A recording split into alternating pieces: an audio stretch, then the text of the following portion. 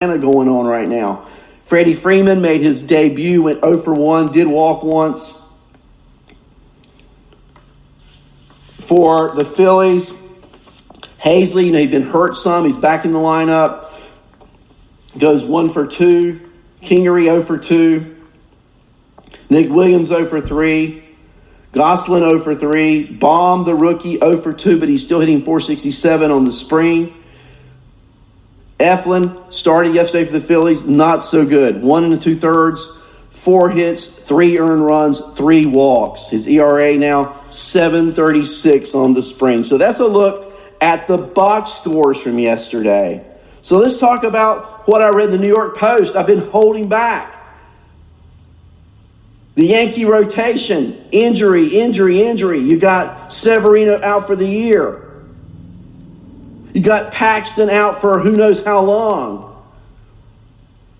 So now they're inquiring about acquiring crosstown Mets left-hander Steven Matz.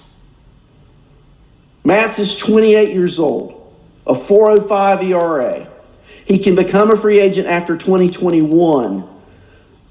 The knock on Matz is injury. It's never been ability, it's been injury. But the word is, reading the New York Post this morning, is that the Mets want a regular starting player, position player, in return for trading Steven Matz. Do you think the Yankees would give them a regular player? I don't know. But just by the fact that they're having this conversation tells me that Yankees are concerned about their starting pitching and their rotation. Hence, that is why they're having this discussion with the Mets. Do you think the Yankees pull a trigger on a trade? Do you think that Steven Matz becomes a New York Yankee? Wow.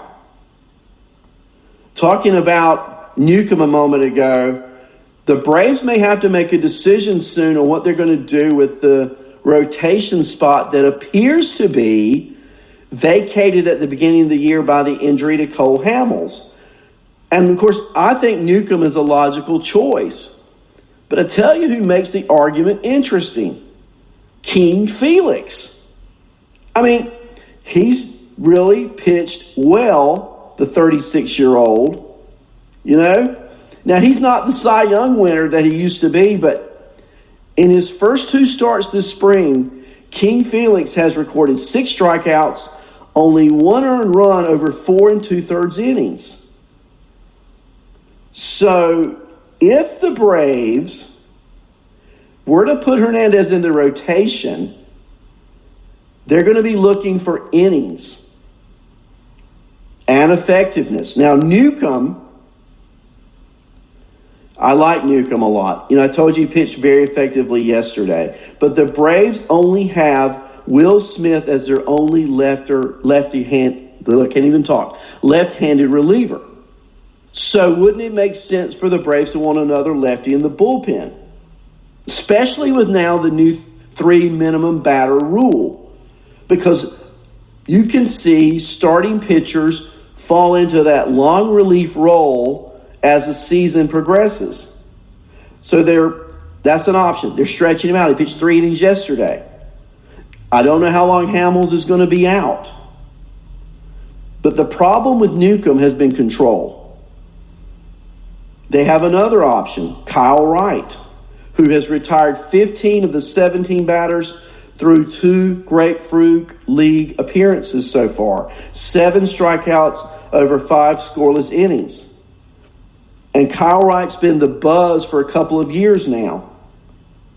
The great thing about depth, and Wright is a right-hander, hard thrower, fastball slider kind of guy.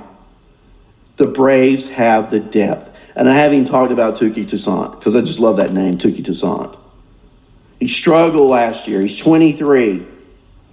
But yesterday he retired the first 6 Phillies he faced.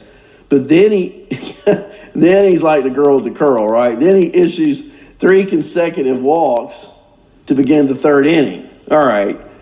So Toussaint would be a long shot. Kyle Wright, King Felix, Sean Newcomb, that 5th rotation spot in Atlanta with Cole Hamels injured is real interesting. And I tell you what, when Hamels comes back, that just shows you how deep the Braves starting pitching really is.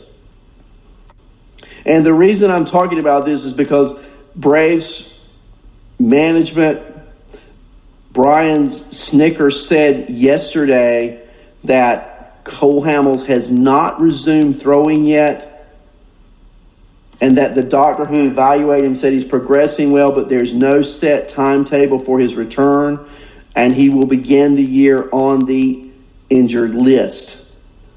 So the Braves are having auditions for this last starting spot. Further injury news. Minnesota Twins outfielder Byron Buxton. Oh, man. Do we not get enough of Byron Buxton?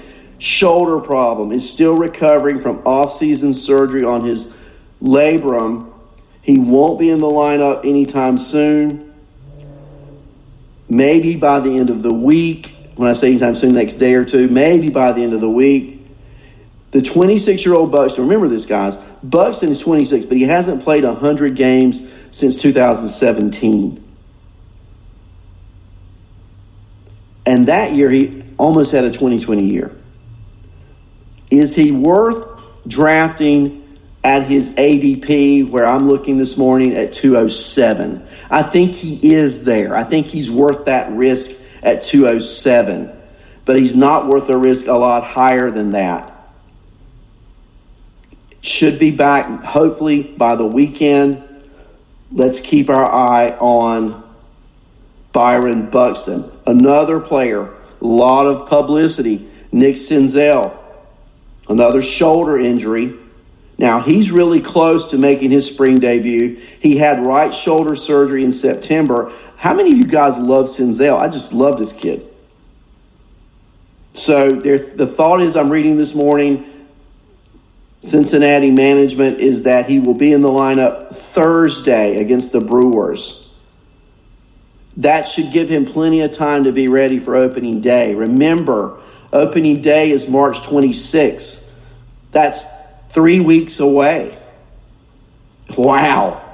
I'm pumped. I'm stoked. Last year he hit 256, 12 homers, 42 RBIs. I think Senzel could be a real sleeper. I really do. I didn't mention much about Trent Thornton.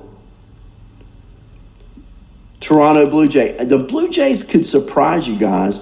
He tossed 3 scoreless innings, struck out a pair, probably going to be the 5th starter.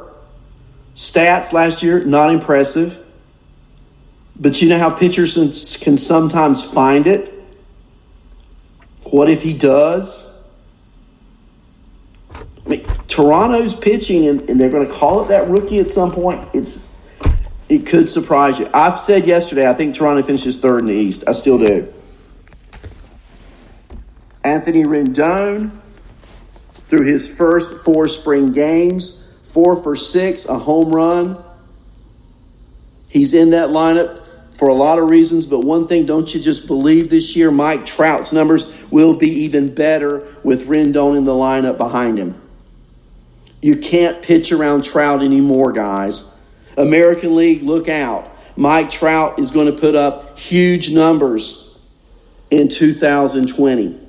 And a big reason of that is the 29-year-old hitting behind him named Anthony Rendon. I tell you what, you talk about stacking in fantasy. Here's an idea. Stack these 3 players in fantasy.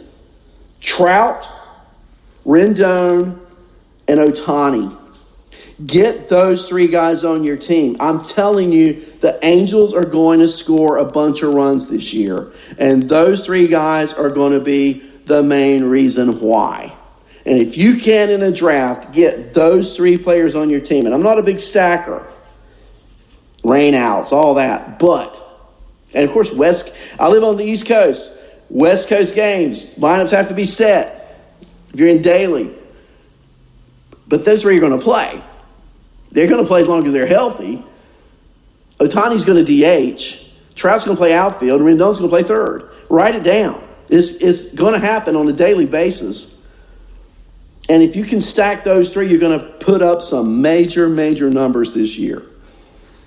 And that's a good note to close on. Thank you for being with me. Tomorrow morning, Lenny is back. Lenny from Long Island.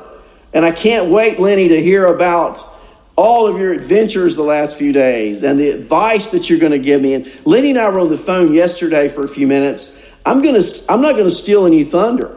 Okay, I'm going to just give you a smell and not a taste. But he was telling me about conversations he had, and particularly with one particular analyst, and the discussion about a major star. And I hope Lenny talks about that tomorrow. And the only way you'll find out is to tune in. See, Lenny, I just gave them just enough of a nugget to make their saliva form in their mouth and run out the corners, and wait till you feed them the information tomorrow, because it's tasty.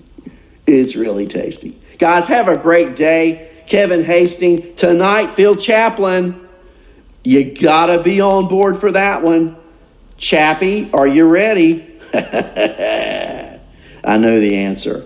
Everybody have a great day, and I'll talk to you on Thursday.